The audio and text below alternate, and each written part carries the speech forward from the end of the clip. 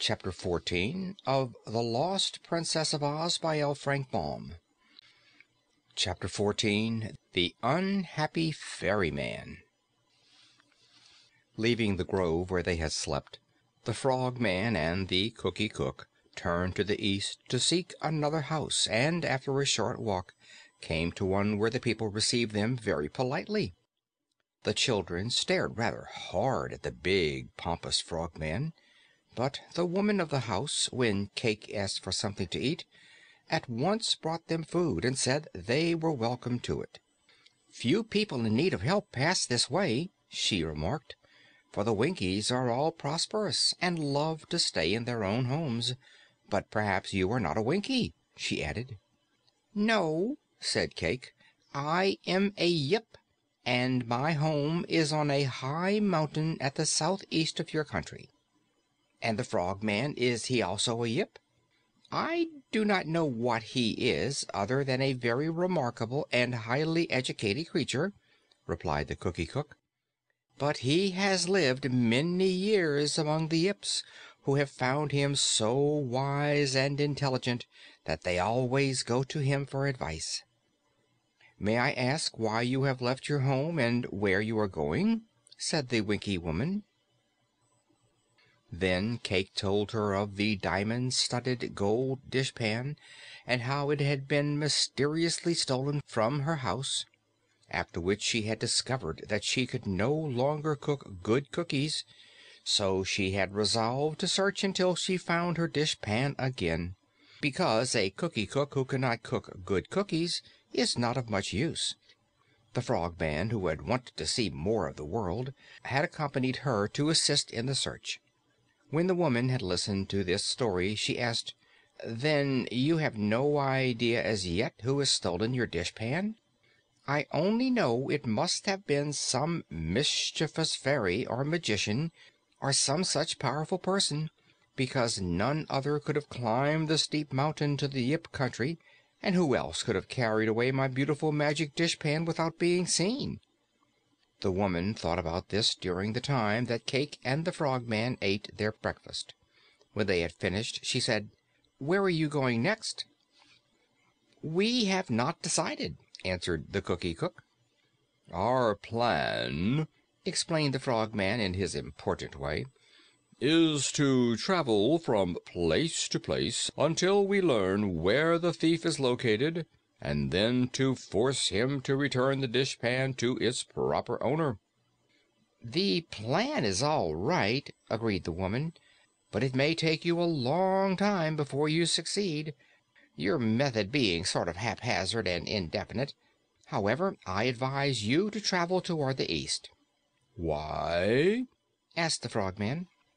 "Because if you went west, you would soon come to the desert, and also because in this part of the Winkie country no one steals, so your time here would be wasted. But toward the east, beyond the river, live many strange people whose honesty I would not vouch for. Moreover, if you journey far enough east and cross the river for a second time, you will come to the Emerald City, where there is much magic and sorcery. The Emerald City is ruled by a dear little girl called Ozma, who also rules the Emperor of the Winkies and all the Land of Oz. So, as Ozma is a fairy, she may be able to tell you just who has taken your precious dishpan, provided, of course, you do not find it before you reach her." "That seems to be excellent advice," said the Frogman, and Cayke agreed with him. "The most sensible thing for you to do," continued the woman, "would be to return to your home and use another dishpan. Learn to cook cookies as other people cook cookies, without the aid of magic. But if you cannot be happy without the magic dishpan you have lost, you are likely to learn more about it in the Emerald City than at any other place in Oz." They thanked the good woman, and on leaving her house, faced the east and continued in that direction all the way. Toward the evening they came to the west branch of the Winkie River, and there, on the river bank, found a ferryman who lived all alone in a little yellow house. This ferryman was a Winkie with a very small head and a very large body. He was sitting in his doorway as the travelers approached him, and did not even turn his head to look at them. "Good evening," said the Frogman. The ferryman made no reply. "We would like some supper and the privilege of sleeping in your house until morning," continued the Frogman. "At daybreak we would like some breakfast, and then we would like to have you row us across the river." The ferryman neither moved nor spoke. He sat in his doorway and looked straight ahead. "I think he must be deaf and dumb," Cayke whispered to her companion. Then she stood directly in front of the ferryman, and, putting her mouth close to his ear, she yelled as loudly as she could, "Good evening!" The ferryman scowled. "Why do you yell at me, woman?" he asked. "Can you hear what I say?" she asked in her ordinary tone of voice. "Of course," replied the man. "Then why didn't you answer the Frogman?" "Because," said the ferryman, "I don't understand the frog language." "He speaks the same words that I do, and in the same way," declared Cayke. "Perhaps," replied the ferryman, "but to me his voice sounded like a frog's croak. I know that in the Land of Oz animals can speak our language, and so can the birds and bugs and fishes, but in my ears they sound merely like growls and chirps and croaks." "Why is that?" asked the Cookie Cook in surprise. "Once, many years ago, I cut the tail off a fox which had taunted me, and I stole some birds' eggs from a nest to make an omelet with, and also I pulled a fish from the river and left it lying on the bank to gasp for lack of water until it died. I don't know why I did those wicked things, but I did them. So the Emperor of the Winkies, who is the Tin Woodman and has a very tender tin heart, punished me by denying me any communication with beasts, birds, or fishes. I cannot understand them when they speak to me, although I know that other people can do so. Nor can the creatures understand a word I say to them. Every time I meet one of them I am reminded of my former cruelty, and it makes me very unhappy." "Really," said Cayke, "I'm sorry for you, although the Tin Woodman is not to blame for punishing you." "What is he mumbling about?" asked the Frogman.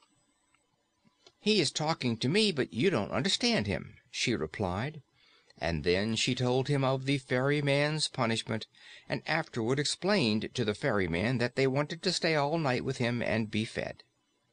He gave them some fruit and bread, which was the only sort of food he had, and he allowed Cayke to sleep in a room of his cottage, but the Frogman he refused to admit to his house, saying that the frog's presence made him miserable and unhappy. At no time would he look directly at the Frogman, or even toward him, fearing he would shed tears if he did so. So the big frog slept on the river bank, where he could hear little frogs croaking in the river all the night through. But that did not keep him awake. It merely soothed him to slumber, for he realized how much superior he was to them. Just as the sun was rising on a new day, the ferryman rowed the two travelers across the river, keeping his back to the Frogman all the way, and then Cayke thanked him and bade him good-bye, and the ferryman rowed home again. On this side of the river there were no paths at all, so it was evident they had reached a part of the country little frequented by travelers. There was a marsh to the south of them, sand hills to the north, and a growth of scrubby underbrush leading toward a forest at the east. So the east was really the least difficult way to go, and that direction was the one they had determined to follow. Now, the Frogman, although he wore green patent leather shoes with ruby buttons, had very large and flat feet, and when he tramped through the scrub, his weight crushed down the underbrush and made a path for Cayke to follow him. Therefore they soon reached the forest, where the tall trees were set far apart, but were so leafy that they shaded all the spaces between them with their branches. "There are no bushes here," said Cayke, much pleased, "so we can now travel faster and with more comfort." Chapter 14